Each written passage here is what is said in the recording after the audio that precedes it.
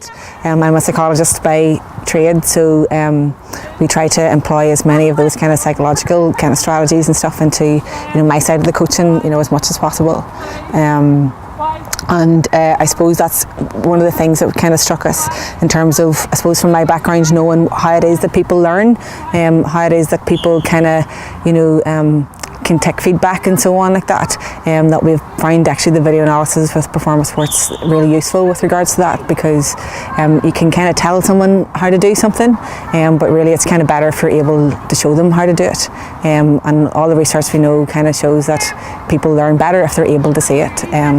And I suppose the app this year has been instrumental, in helping us coach and get across our message to the girls. And the girls have really responded really well to it. Whenever you create their playlists now and you're talking through particular clips, the ability to kind of stop and pause and to slow down the play, to reverse it, and go through it over and over again, at a slow motion, that you really are getting to see the finer details, not just of like space and so on, but really girls' technique and stuff. So we have been able to use it not just for like team tactics and things like that and analysing opponents, but we've really been able to use it to help girls individually, get a little better.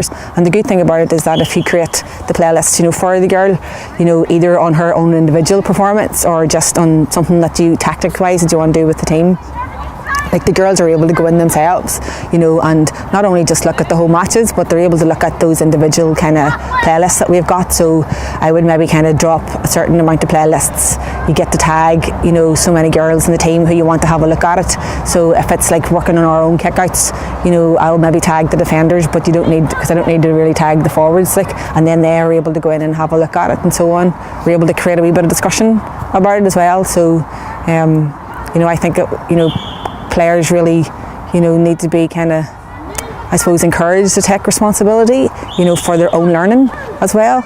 And this way, they have a real kind of opportunity to do that, outside of the training field.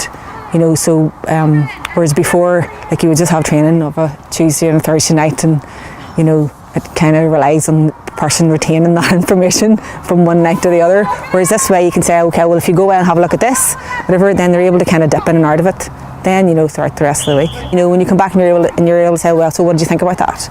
Right, and then they're able to give you an analysis of I know that particular clip. Sometimes we'd use it if we need somebody to mark a particular player, and we'll say to one of the girls, right, here's a clip of number 8 or number 9, whatever, I want you to go and have a look at her. So then the player comes back and you can say, so what did you think? What do you think she does? Or what foot did she kick off? What foot did she, does she tend to run? Does she tend to hold back? And so on. And so the player themselves then is able to, I suppose, be a wee bit more kind of critical or analytical of it.